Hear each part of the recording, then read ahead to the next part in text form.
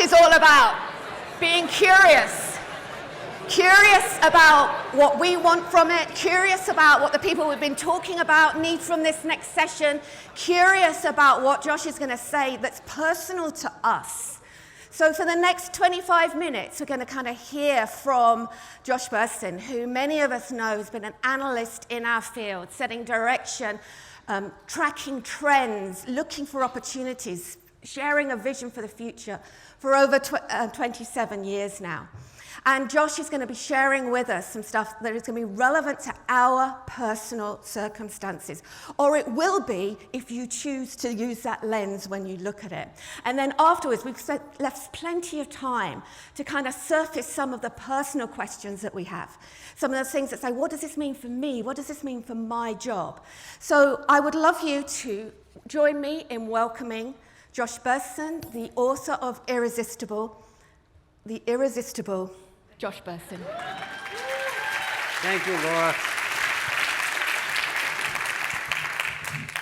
Okay, so I'm going to give you a big story that has a lot to do with your career and your job and your function and your profession. And I think it's actually a really exciting opportunity for all of you.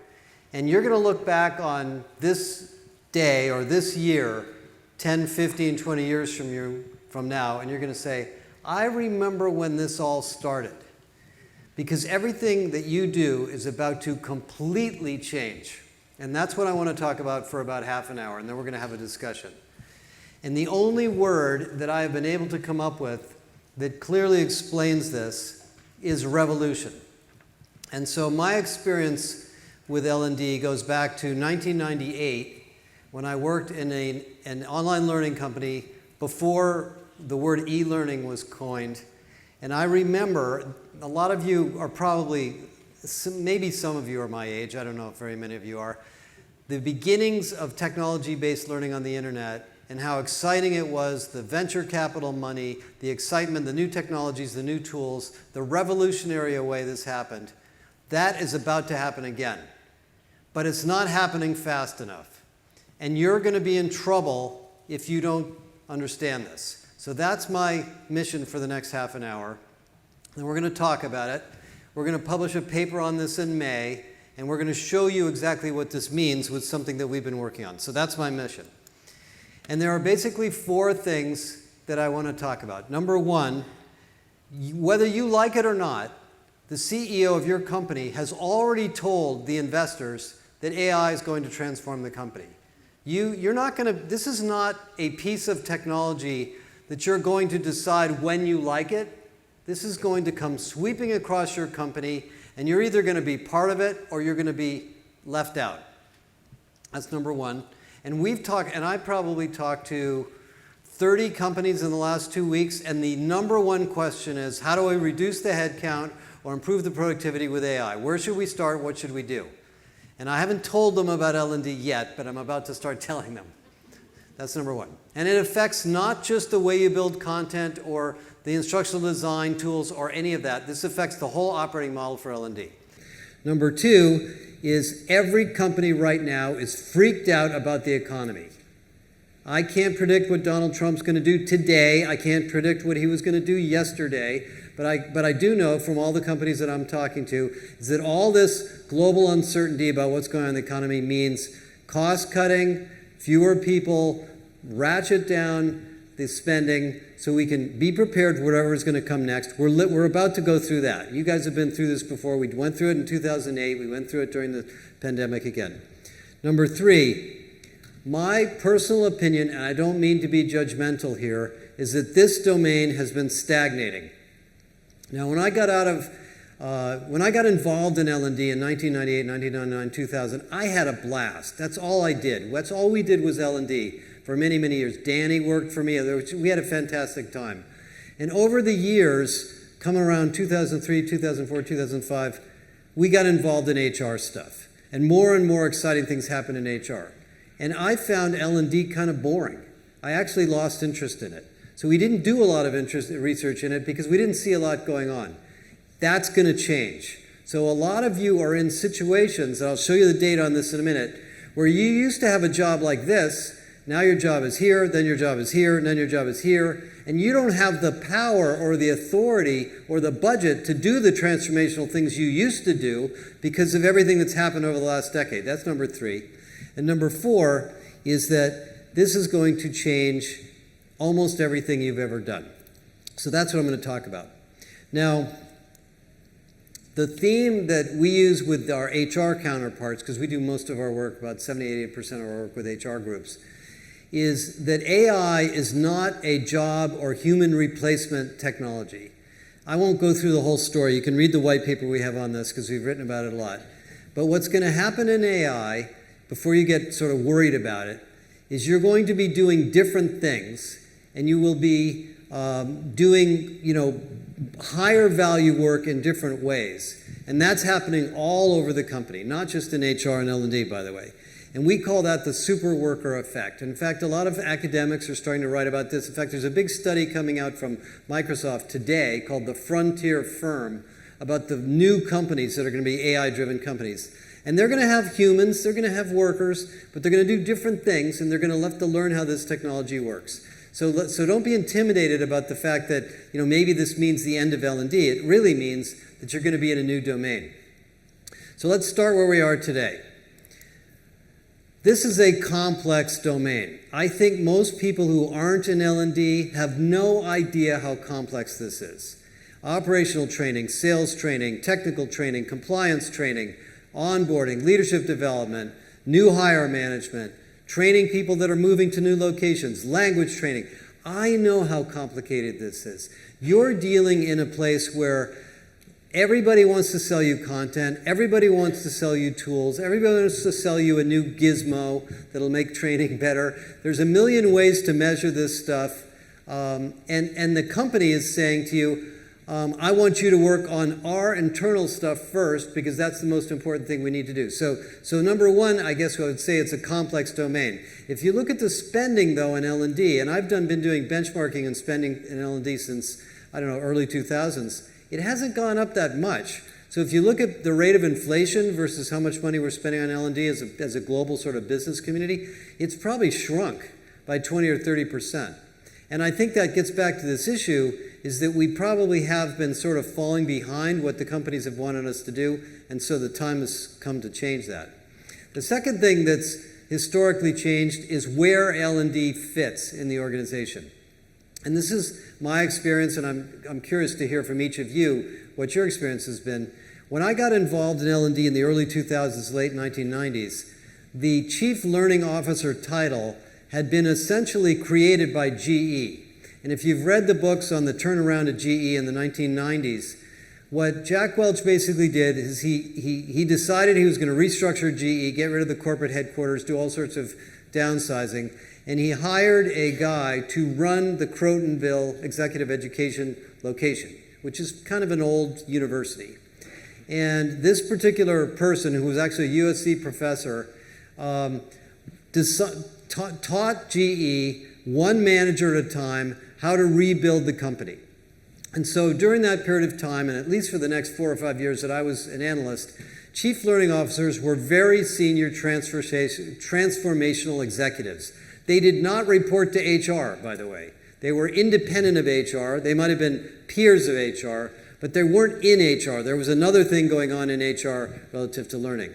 Then came all of the technology-based learning and the internet, and now the CLO owned the global learning mission, what we called the federated learning model, the LMS, the content libraries, the development tools, the content management systems. All that stuff became the sort of the purview of this C-level executive. And then somehow, in the early 2000s, when we entered the war for talent, when we went into digital transformation, everybody started to focus their attention elsewhere. Rather than focusing on learning and development, we focused on recruiting and hiring and retention and employee experience and all these other priorities and skills taxonomies and skills inference and all these other things started to dominate sort of the attention span of the senior HR leaders. And somehow the CLO got demoted to work for the head of talent. And I don't know where most of you report, but if you're in a corporate office, my guess is that you're one of these guys at the HR leadership table that sits at the end and probably talks last, because everything else happens first. And a lot of what happened, of course, is L&D basically splintered out into the business where it belongs anyway. And so sales training, operational training, manufacturing training, and so forth just went out and built their own stuff. And that's kind of where we landed. And I think where we are today, as you look at what I'm going to tell you about AI, is that's going to all change. Is we're going to have to interconnect this all back together again, come up with a much more integrated strategy for what I call enablement, not just training, and AI is going to be the fuel for doing that. And again, I'm not trying to be judgmental here. I'm just trying to tell you sort of what I've seen. Now, if you look at the tech stack you guys are dealing with, I just walked around the show out there, and I hate to tell you this, that feels like the same show I went to 10 years ago. It doesn't feel that different to me, other than a few character simulations. It's a bunch of LMS vendors, a bunch of simulation tools, a bunch of small, vendors trying to sell different content development systems. We're still running around, running our companies on technology that was invented in the 1990s. I mean, the LMS, for those of you that remember the history of this, was really designed to manage CD-ROMs. AICC, SCORM, those standards that we're all excited about, those were developed to manage the tracking of a CD-ROM in an airline. And basically, by the way, AICC came from the airline industry. And so the LMSs that we have today really don't know what the content is doing. So if you try to build a personalized experience or an adaptive learning experience or a self-directed learning experience, the LMS doesn't really know what the content is. It's just handling a very thin level of metadata on top of it. And that's the infrastructure we're using. And that's the reason that I think we're going to have such an interesting period ahead. Because with AI, the platform is the content. The platform generates the content. The platform and the content are the same thing. And everybody who uses the system gets a personalized experience from the AI without you having to go tag things and figure out what the relationship is between the content and the system and how we're going to put it in, where we're going to put it, what curriculum we're going to create, and all that. So there's a lot of things we can do here to make things different. And this is not the first time we've had innovation. I've updated this slide at least 40 times over the last couple of years. And every couple of years, there's a bunch of new ideas that come along, and we jump into them, and we try to make them all work, and some of them work, and some of them don't. And we just move on from there. I remember when VR was going to be, do you remember HoloLens from Microsoft? That got killed, right? There's lots of sort of things that sound good, that really kind of work, and then they just don't pan out. And I think where we are with AI, and by the way, I'm going to give you some examples of this, is this one is going to be transformational. And I have two reasons for saying that. Number one, I can give you examples of companies doing things with AI-based learning that is completely different than anything you've ever done before, so it is working. And the second is we're doing it ourselves. We're in the middle of moving our academy over to an AI platform, which is happening much, much faster than I realized, and we're going to launch it in May. And it's only taken us a couple of months. So, hello, Mary, I just saw you here. So this is not something I'm just speaking to you about as an analyst. I'm speaking to you about as somebody who's actually seen it and touched it. Okay, so where are we going? We're going to a new world, and I tried to find a picture of something to represent leaping into a new world, and this is the best I could do, is just jumping over this gap.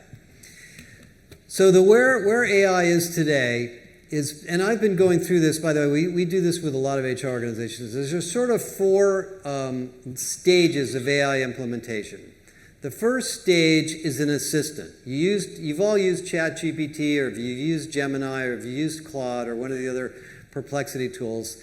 And what happens with that type of AI is you take the job you're doing today, say you're an instructional designer, or you're doing needs analysis, or you're doing learning analytics, and you just use that assistant to do your job better. You're doing the same job, but you're sticking maybe some data in there, and the system's manipulating it and analyzing it and generating things faster than before.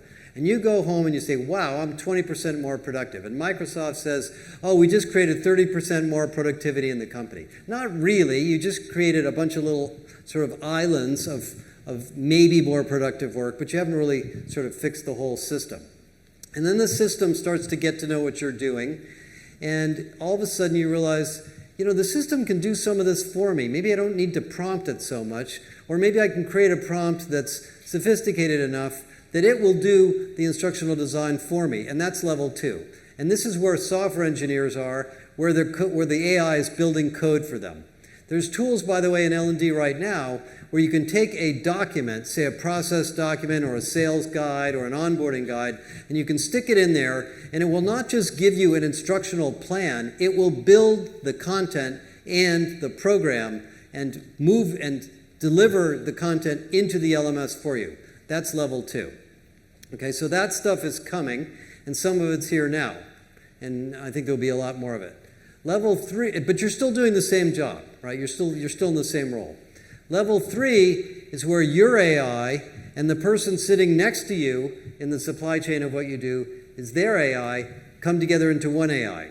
So imagine, I'll give you an example of this for a minute. This is what's going on in recruiting, and it's going to happen in L&D, where the AI system that you use to generate content is connected to the AI system that does employee experience, that's connected to the AI system that does onboarding, that's connected to the AI system that does performance management, that's connected to the AI system that does succession management and leadership development. And now these things start to talk to each other, and now you're getting 100-fold improvement or 10 to 20 to 30 times % improvement. Now, nobody's built that yet, but there's a lot of people working on this.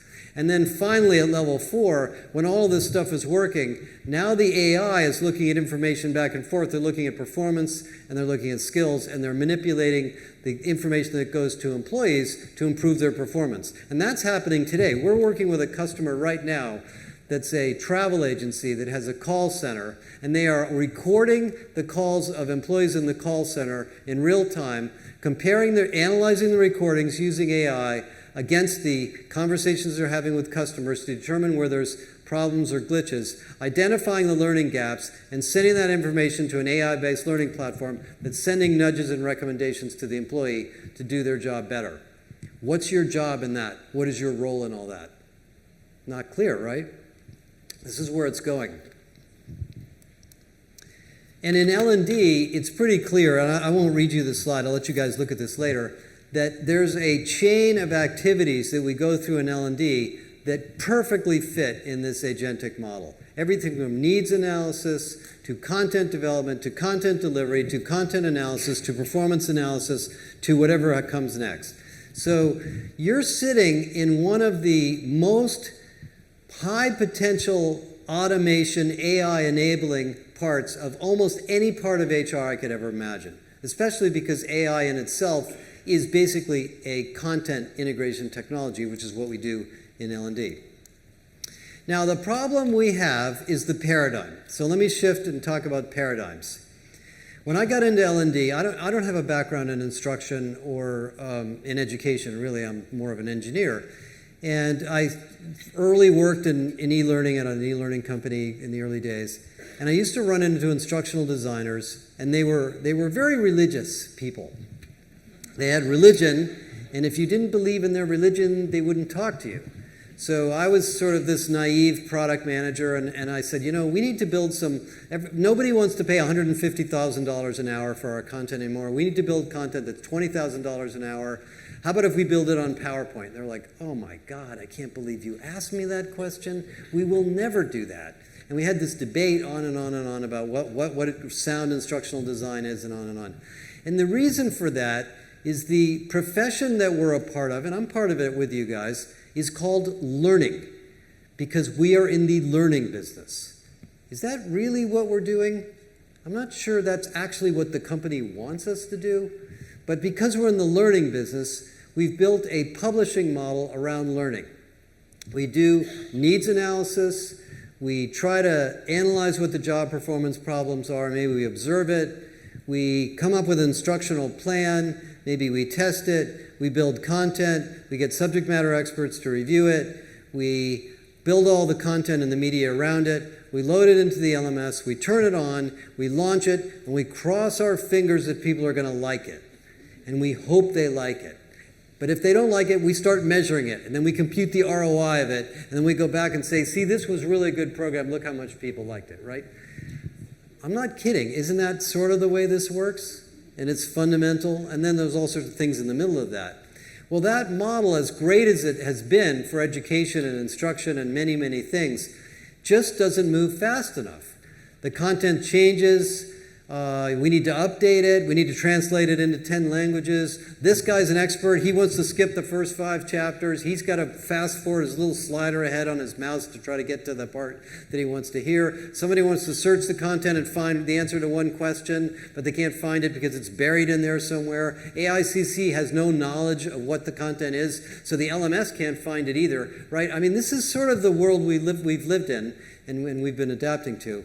And as a result of that, we've got all these tools, all these methods, all of these platforms that we've assembled to do this. When I started our academy, which was when I left Deloitte, I really struggled to find an LMS that I wanted to use. I ended up using a relatively small company's cohort-based learning system. It was a great system. It worked great for cohort-based learning, which turned out to be a good fit for teaching people about HR and L&D.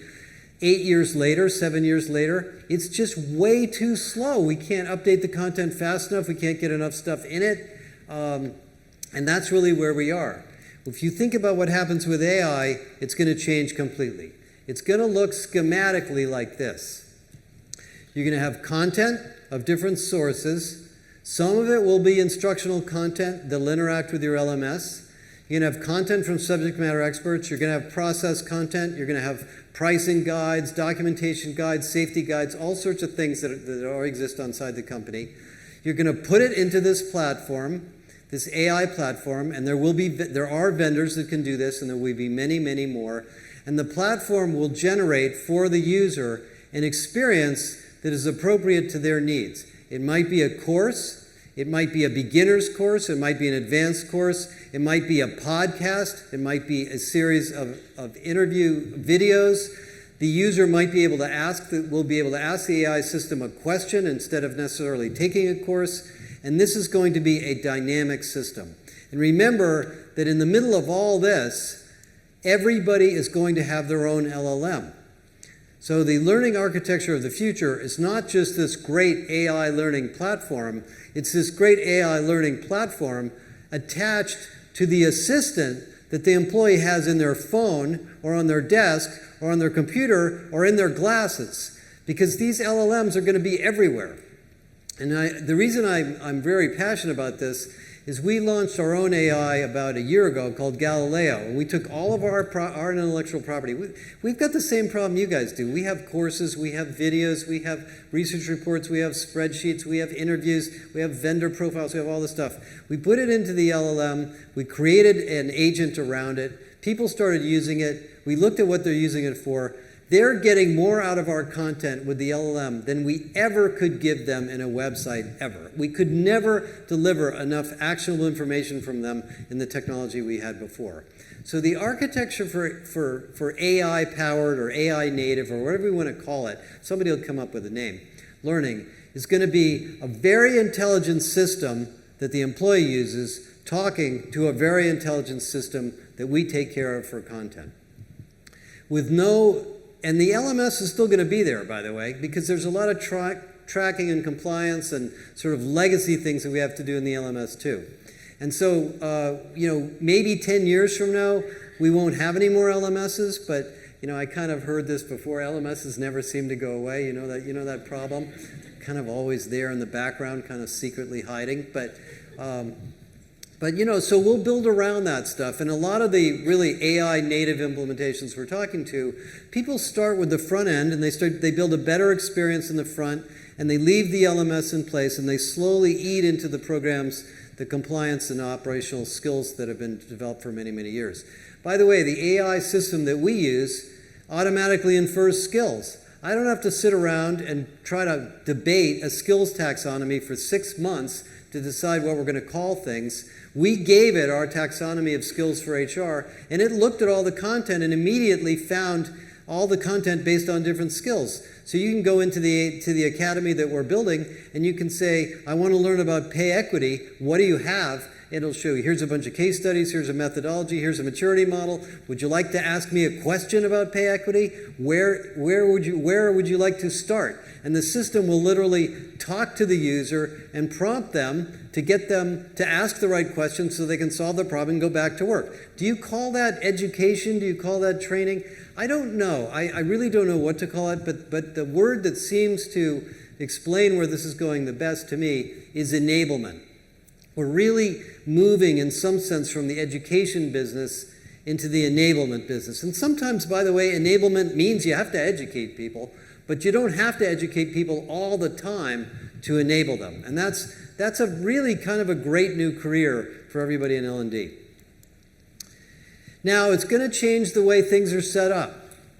Bill Pelster, my business partner that helps me with our company, was the chief learning officer at Deloitte. And if you've ever been to Deloitte University, you know how sophisticated Deloitte is in learning. And what he spent much of his career doing over the years, the reason I ended up selling our company to Deloitte is we had done all this research in the early 2000s on how to organize L&D and what the corporate group should do versus the distributed groups and how to set that all up. We're going to have the same issue again, because as easy as it may seem to build an AI-powered L&D function in L&D, it's just as easy to do that in the business. So if I'm a sales manager and I'm running Salesforce, I guarantee you Salesforce is going to deliver a training system in Salesforce that does what you do. Same thing everywhere else. So we're going to have to figure out with our AI friends doing AI strategy, what is the relationship between the AI-based learning or content system that we run in corporate and the AI-based learning system we run in sales, the AI-based content system we run in other parts of the organization. So one of the things that's very different in this new enablement world of L&D is we're going to have to work really closely with IT, because all that AI strategy is where they're living right now. That's where the 62% increase in IT budgets is going. I had a presentation like this at a conference 2 weeks ago, and it was a smaller group, it was about 40 people. And one of the women said, I've been trying to talk to the AI team and they never call me back. They never want to talk to me.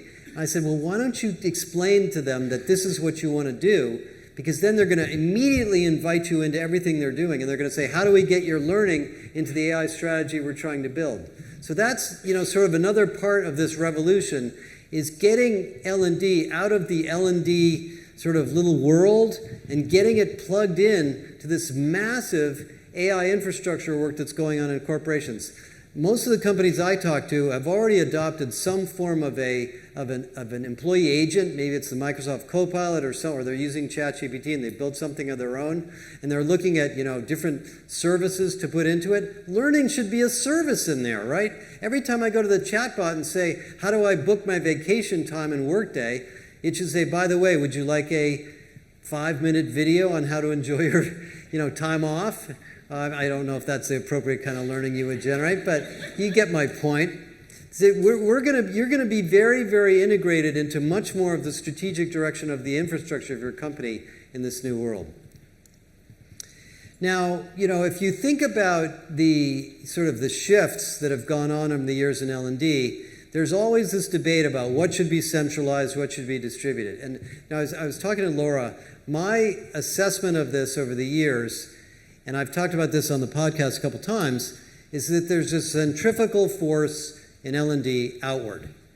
No matter what you centralize, there is a giant pull to move it back out into the business. Because the only relevant learning that people really care about is the learning that applies to the person in that job, in that location, in that city, in that country. I don't know what's going on with the lights here. So we've got to figure out, where does this all fit? Now, Bill and I have been debating this, and I would say this is work we're going to work on over the summer, but I think we're going to end up with a much more distributed learning organization. The reason we had centralized L&D over the last 25 years is we had to buy this big LMS. We had to manage all this e-learning. We had to manage all that digital courseware. We bought 20 different courseware libraries, and we had to put it somewhere. We couldn't let everybody just do whatever they wanted with it. So we centralized a lot of the infrastructure to try to manage that. I think in the world of AI, where the LLM on somebody's desk is just about as powerful as the LLM in corporate headquarters, we're going to be in a much more distributed environment. And so, in terms of the operations of L&D, we're really sort of working on some models with some companies that show that it's really a much more, maybe more federated or democratized approach than we've ever had before. Remember, if you've used a lot of these tools, these L&D, AI L&D tools, they're starting to come out. There's a lot of them that are starting to appear on the market. A sales manager or a marketing manager or an IT manager or finance manager could buy one of these tools for almost nothing and do it on their own without your support if they didn't know what you were doing. So I think you're better off encompassing and really explaining this strategy across the whole company together with the other organizations that you work with so that there's some rhyme or reason to where the content is being authored, who's going to decide what's current, who's going to decide what's up to date, and we have a sort of a strategy for doing this. What happens in the AI implementations that we've done, and a lot of the AI implementations that are starting to roll out in this area, is you really get very focused on content. In Galileo, one of the things we found in Galileo is our content was very well organized already, so that problem was kind of solved. But we found out that although we thought Galileo would understand the word case study, it didn't know what a case study was. So you would ask Galileo, can you give me an example of a financial services company that's built a skills taxonomy and what was the process they used?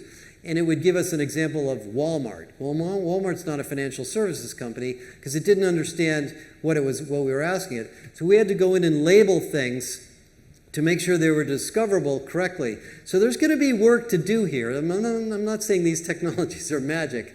But the bottom line is that this is where all the new value-add, interesting sort of, technical jobs are going to be in L&D going forward. Let me wrap up with a couple of quick things, and then we'll have a little discussion. The big problem that most companies run into is we have a whole bunch of stuff, we have a whole bunch of content, we have a whole bunch of technology. There's no budget to redo this right now. Maybe sometime in the future we'll get around to it, but all the budget's going into some other AI project, somewhere else in HR, somewhere else in the company. So you're going to be stuck looking at all these great tools that are out there on the trade show floor, scratching your heads thinking, how am I going to get the budget to doing this? Well, I think what you're going to find, if you do a little research on this in your own company, is that the ROI of moving to this new model, whatever we end up calling it, AI first, is very, very high. Time to market. Think about that example I just mentioned of the travel agency. If they can improve the customer service effectiveness of whatever thousands of agents they have by 5 or 10%, it doesn't matter what the platform costs. It's free. So the ROI of these kinds of tools, when you can deliver learning truly in the flow of work, truly to meet the business needs that you're trying to accomplish, is going to be very, very high. You're also going to be able to reduce the cost on a lot of internal operations. You're going to be able to move people from maybe traditional content development jobs into performance consulting jobs and redesign jobs. In fact, I was just talking to Mary yesterday that I think a lot of you that are L&D executives or L&D leaders are going to be involved in job redesign and much more interesting work with the business teams that you work with, besides saying, hey, would you guys like me to build you a course? Because I think it might help. Because, you have the tools now to do much more than you ever did before. So there's going to be a lot of opportunities for a business case here. And, I hope I don't come back a year from now and find out that nobody's done this because they couldn't get the money. Because there's going to be competition for AI resources. Most companies have an AI SWAT team, and they're working on big stuff, and you're not on their list yet. So you need to sort of argue with your CHRO that, hey, let's put, X amount of dollars into this AI-based learning and knowledge system because, look at all the benefits we're going to see. The final thing I'll just touch about is what Laura asked is are you ready? I would say none of us are ready. I mean, when I first started learning about AI, I was watching videos on large language models and neural networks and trying to figure out what all this stuff was. The only way you're going to get ready is by jumping in. we do a capability assessment of HR organizations around the world, and we've had about, I don't know, 11 or 12,000 people take it now. And when you look at L&D capabilities, they're modest. I would say they're pretty high, but they're not as high as I would have hoped. And I think what this means for all of you is that this is a tremendous opportunity for you to really learn how this stuff works, how to use it, how to optimize it, how to take advantage of it. And the thing that I know about L&D professionals from my experience in this domain is that one of the things that you do better than almost any other part of HR is you guys are really good at sharing stuff with each other. You know, what did we do to build the prompt that taught us how to do this? How did we build a digital twin to do this job? How did we build a customer support agent to do this job? One of the customers I talked to that went all AI for L&D is a pharmaceutical company, very well-known pharmaceutical company, 6,000 to 7,000 employees roughly, pretty good-sized company, 10 people in L&D, only 10. And I said, how did you do that? He said, well, the AI team decided they were going to partner with us. They taught us everything we needed to know about AI. They helped us select platforms. They taught us how to build custom GPTs. We built a GPT for compliance. We built a GPT for onboarding. We built a GPT for scheduling. We built a GPT for course management. We use all the AI tools we can get our hands on for content generation. And we only needed 10 people. And they've also deployed these GPTs to the line leaders in these different functional areas to use. Now, they wouldn't have been able to do that. I asked him, how did you do this? He said, well, I had to spend a lot of time with the IT guys, and they showed us how to do all this stuff. This is a big upskilling opportunity for all of you. And I think this is inevitably going to happen. So the bottom line is 4 things. Number 1, we're going to have a very, very different content experience. I feel a little bit sorry for content vendors because they're going to be commoditized a bit. Degreed announced an offering 2 weeks ago called Open Content, where they are now giving away, 500 courses built by swarms of bots that went out and looked for public domain content in every domain to try to build off-the-shelf courses that represent the best practices in, I think, 500 different domains of business. That's just, give you a sense of what's going on in the content space. Number 2, you're going to be able to deliver a very personalized experience to employees. That has been very, very difficult to do for many, many years. They'll be able to chat with it. They'll get an automatic tutor. Go down to the Sana booth. You can see an AI tutor, and I know there's a lot of other ones. So that problem is going to be much, much easier to deal with. You're going to be able to look at knowledge management. I know we don't like to use that word. It's kind of a forbidden word in a lot of companies. But this is really the merger between learning and knowledge because, and in my experience, in L&D all these years, sometimes I don't want to take a course. I just want to answer a question. I just want to get to know something a little bit, and then I'll take the course later. You're going to be able to do that. And you're going to be able to get much, much more dynamic information about what the company's needs are. Let me give you a sense of this. So we've got Galileo out there. A whole bunch of people are using it. And we don't see every query that people ask, but we get data back from our provider on what people are doing with it. We can literally look at it every single week and see what the big issues are in HR that they're dealing with across all the customers we have using Galileo. We don't have to send them a survey. We don't have to do a focus group. We don't have to get on a plane and go meet with them. We can do that if we want, but we're getting real-time feedback on what questions they're asking and what they're trying to learn. That's been almost impossible to get in L&D on a real-time basis. So we have all of these things that are going to be so much better and so much more valuable to the organizations than ever before. So that's kind of the story, you guys. I think it's going to be revolutionary. I think you are not going to have any choice. And I think it's going to change your role, and I think it's going to change your career. And I'm excited to help you to work it all through. So that's kind of my story for this morning.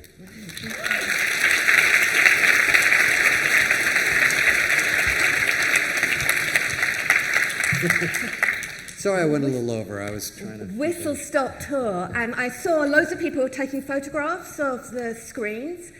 But what I'm really interested in is what personally has resonated with you about you, your job, and your role. And before we go to kind of exploring that a little bit more with the time that we've got left, I'd really like you to kind of go back to the conversation you were having earlier to say, okay, well, what was the thing that really touched you, either made you a bit angry, a bit irritated, a bit excited? You know, what kind of questions are personally bubbling up for you that you want to kind of reflect on? So I would like to invite you to go back to your earlier conversation just for 2 or 3 minutes, and then we'll bring some of those questions about us, our role, our job, back to Josh. Put the spotlight right back on him. But at the moment, it's on you, just for 3 minutes. Share what's kind of really resonated in the questions you've got with your partners.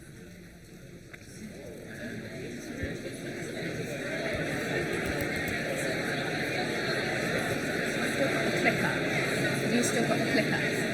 It's right up here.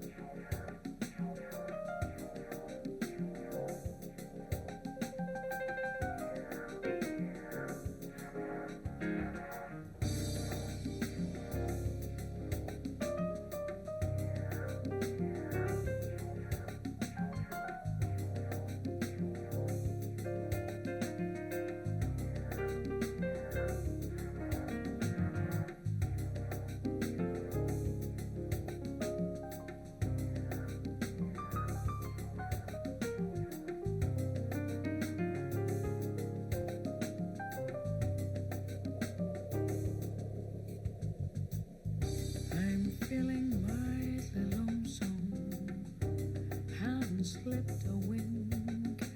I walk the floor and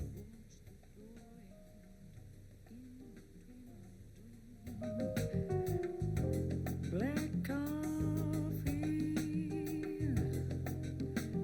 Love so held me down.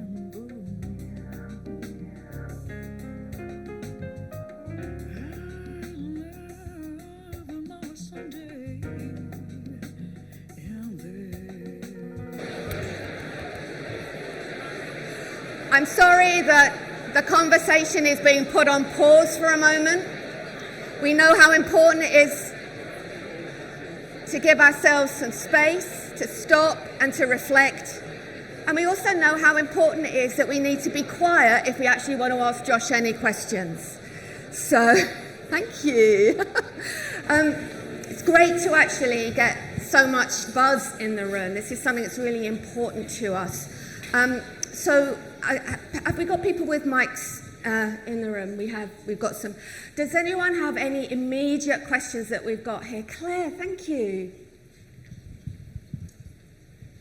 Hi there. We're wondering over here if the LMS is dead, or how will the AI solution tackle the need for tracking and reporting, which is important in some very specific use cases.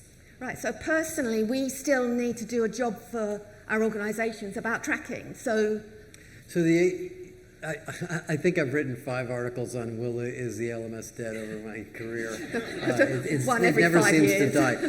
You have to track stuff. I know this. If you're a bank, if you're a manufacturer, you have to certify. You have to know who's out of certification, who's in compliance. So the tracking has to be done somewhere. Most of the AI native LMS, by the way, they don't want to be called LMSs because it's a little bit of a bad name. They like to be called learning platforms, just to get away from the old world. Most of them don't have the sophisticated tracking features of maybe a sum total or a SABA or some of those older systems yet. So most of the implementations today, you're going to take an AI system and you're going to sit it on top, and you can probably keep the LMS. And if you see that I had the arrow kind of going both way between the LMS and the AI system, but I think a year or two from now, there'll be, the AI platforms will have much, much better tracking, and you'll be able to get rid of it. Don't tell Workday I said that. Don't tell SAP I said that. No, we won't. I mean, We'll keep by the it way, just within us. one more thing. The ERPs are going to have the same problem. Workday, SAP, Oracle, they're going to have to figure out what to do with their learning platforms too, because they don't have an AI-based system either. And this hasn't reached their level of priority yet, but they're going to wake up in a year or so and they're going to say, oh my God, what are we going to do about our learning platform? Right, thank you. Super exciting stuff. Oh, thank you. Let's say that it's, I don't know, a year from now, 2 years from now, and you walk down the aisle. What would be amazing for you to see, to say, things have changed here, I'm not looking at the exact same stuff? What I would really like to see is sessions at this conference like the story I told you about the travel agency.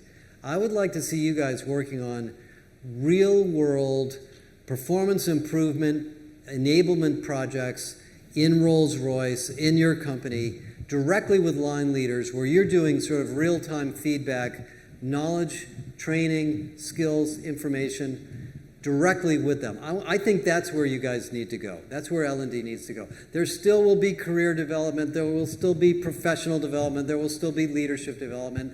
All that stuff will still be there. But that's, kind of been around for a long, long time. And I think, some of these things like AI-based leadership coaches, I'm not a big fan of that yet. I think it's kind of coming, and that'll be kind of interesting too. But I think these operational performance and learning systems are so huge for companies. That's where I'd like to see a lot of direction. Brilliant, thank you. We've got another question that's just down here, but may I ask one quick question first? Sure. Because you talked about superworkers. Yeah. And we're going to be in organizations full of superworkers where the humans are adding value back into the organization. What value do you see us doing? What are the sorts of roles Okay, that so you let's want us just to do? let's that just are take the valuable? travel agency as an example. I won't use our company example. So let's suppose you're in L&D and the head of call center says, I would like you to do a big program to improve the performance of my call center agents, because we have a lot of people that aren't renewing their relationships with us because they're not getting good service from us. We've talked to the IT department. They said all the IT systems are fine. It's the people. It's our call center agents. What are you going to do? I mean, there's 1,000 places to start. Could be a recruiting problem, could be a management problem, could be a training problem, could be a culture problem. Maybe people aren't getting paid enough. Could be 100 things. Somebody's got to do that work. That's consulting work that you should be doing before you build a course, right? Somebody's got to think about it that way. Then you're going to get involved in, let's suppose you come up with this idea of an AI. We're going to have to train the AI. How are we going to teach the AI what a great call center agent looks like versus a not great call center agent? You're going to have to decide what is the language, what are the experiences, what are the things we want the AI to listen for, to identify a problem. There's all sorts of interesting problems here that need to be solved that aren't going to work out of the box by just buying a piece of technology. And then you turn it on, and now you're going to have to figure out what interventions do we need to build to coach and develop people to improve or assess or fix the problems that they're having. Do we have that library of content? Do we buy it? Do we build it? Do we license it? Do we find a consultant to build it for us? There's tons of stuff for you guys to do here. It's just happening in a different manner. Yeah, thank you. Hiya. So I think my question comes from the angle of pessimism here. I'm in legal L&D. And often when we have conversations around AI, my immediate thought is, well, in our industry, there's so much focus on the chain of responsibility and ownership and liability around content creation and what we, I guess, deploy in law firms. How does AI play a part in that? So I really love the example you gave about kind of the customer service and chat, but we can't do that in our industry of confidentiality and gated communications. So what does that mean for industries like mine, where we are inherently so risk averse, and the way our setup is we can't incorporate those systems, what does that mean? Does that mean that at some point we just fall behind the rest of the world? So it's quite interesting there. We've got not pessimistic, but realistic. You know, They're the kind of realism. they're one and the same at this point. Exactly. So you're a law firm No, I'm in legal L&D. in legal L&D? So I'm an advisor to L&D law- for lawyers? Exactly. You're for law teaching firms. lawyers how to do their jobs? Is that- Yeah, performance enablement, exactly. Performance enablement for the lawyers. And they're not using AI? Yes, they are using AI, Well, but when what we- are you, then what's your question? because they're using AI in their work. Let's say if we're talking about contracting, things like that. But when we talk about L&D and AI, they're really hesitant to incorporate that. When we talk about let's use AI to build learning models, to build content. Well, I mean, getting back to the super worker jobs you guys are going to have, the AI is not going to get everything perfect. So when the AI builds this entity, this course or this card or this video, whatever it is, you're going to have to figure out some way of checking it to make sure that it didn't inadvertently read the wrong document or we inadvertently loaded an old version of something in there. There's going to be some work to do to validate the quality. And in the case of something where it's safety related or compliance related, that's going to probably be pretty rigid. And maybe you will sort of tweak down the AI. Like the AI that we use actually has sort of a tuning knob in it, and you can let it hallucinate a little bit, or you can turn it to 0, where it won't hallucinate at all. So there's things here that are going to be, that's the super worker work, is they call it managing the AI, leading the AI, training the AI. I think there's going to be use cases like that that you're all going to be involved in. That's interesting. Can I just ask, with a quick show of hands, how many people relate to our colleague here about actually AI is in the organisation, but there's resistance in learning and development to that? So there's a few there who really have got that as well. So again, pop your hands up if you've got questions, and then we can make sure. We've got this one over here, caught my eye, and then we'll go straight to the one at the back, and then to Stephen. I'm really curious about your perception on the role of L&D as it relates to informal learning. We talk a lot about content and different ways that content may be created and presented, but we also know that humans learn a lot just from experiences and getting mentors and doing research and thinking and reflection and so on. So where do you see L&D in that space? And the second part of that is, where do you see L&D in the verification, the validation of skills and knowledge development, as opposed to just having completed or gone through or clicked through or endured content? Well, I mean, informal learning is you guys know a lot about it, of course. I mean, that is part of what goes on in a company. The human-to-human interaction, people asking each other questions, getting to know each other, coaching each other, doing after-action reviews. There's all sorts of examples of that. I think AI is a form of informal learning, and it can aid and improve informal learning, because you can, by the way, sometimes I don't want to ask somebody a stupid question, so I'm kind of going to keep it to myself, and I'm going to sneak around and see if I can figure out what they're talking about. You can ask the AI, and the AI will just tell you, and you won't have to sort of have that feeling of, why do I not understand this conversation?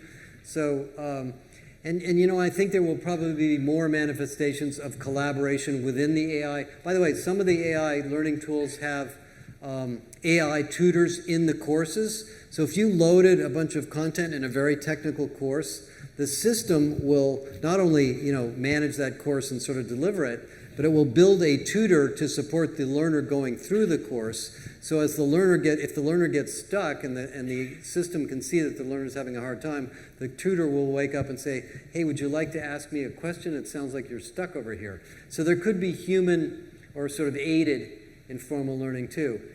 Sandra, what was the second question? Skills validation.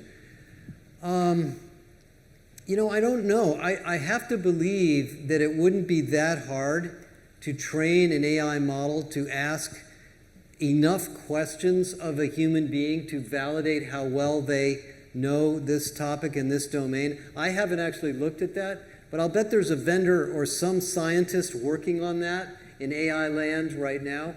But it certainly is very good at building questions and quizzes and exams. I mean, we've used our tool for that, and it's just amazing. It's building surveys, building tests, building exams, building pre-hire assessments. AI does that really well.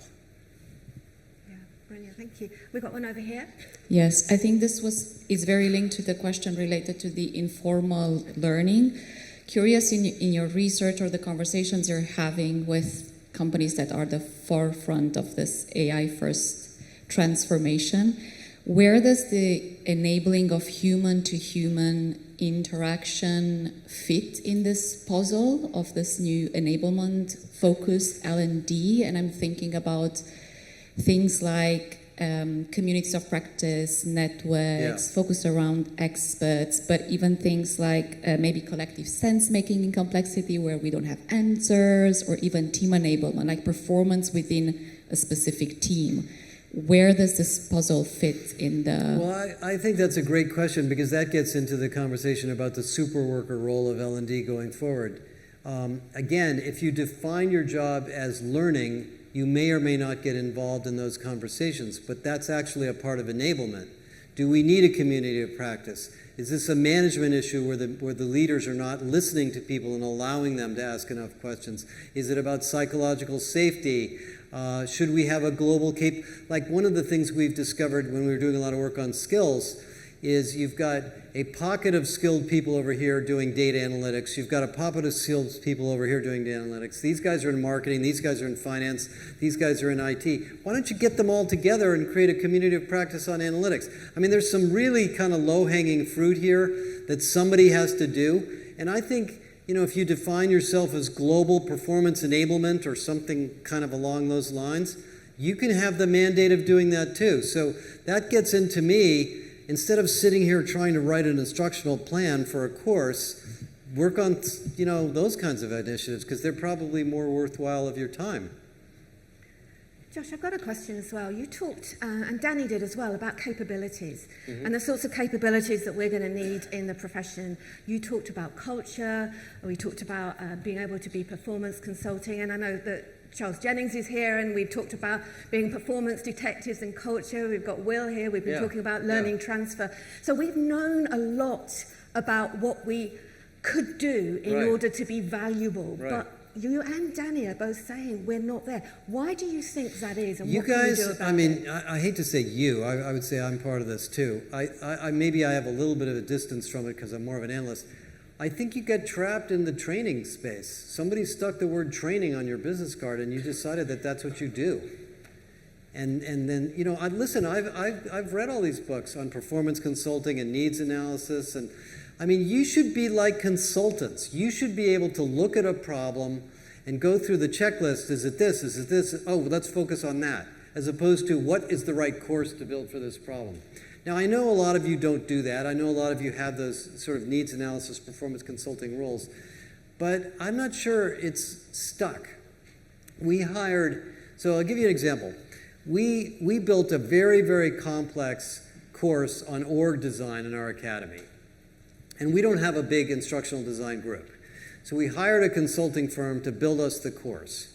So they came in, and they interviewed all of us, and they read a bunch of books on this stuff, and they built this simulation for organization design. And it's a simulation of actually an L&D department that's all messed up, and who's doing what, and it takes you step by step through what you need to do to reorganize this L&D organization. And Bill and I looked at it, and Bill goes, "This is a fantastic course." Nobody took it. It was too long, it was too complicated, it was too technical, it just didn't work. Because they didn't really ask, and I'm not blaming this consultant, it was probably our fault for not being clear on what we wanted. They didn't really ask us what problem we were trying to solve. They just said, "Oh, you want a course? We'll build you a course." And that's unfortunately this little trap that I think people fall into. And it may be the way you're perceived in the company, it may be the title that you have, it may be where you report, it may be you know, the mess of legacy stuff you just have to take care of. I mean, some of the benefits of AI is you can clear away some of this cluttered old stuff that you're managing. I mean, you saw that chart on on L&D operations. A very significant amount of L&D budget is just managing the stuff you already have and keeping it working. If that could be done by AI, you would have more time to do these things. So I think it belongs in this domain. I mean, business partners don't have time to do this. They're too busy answering questions from, you know, the random issues. We've got time for one more question here. Thank you. Josh, I just want to say, really enjoy your keynote here.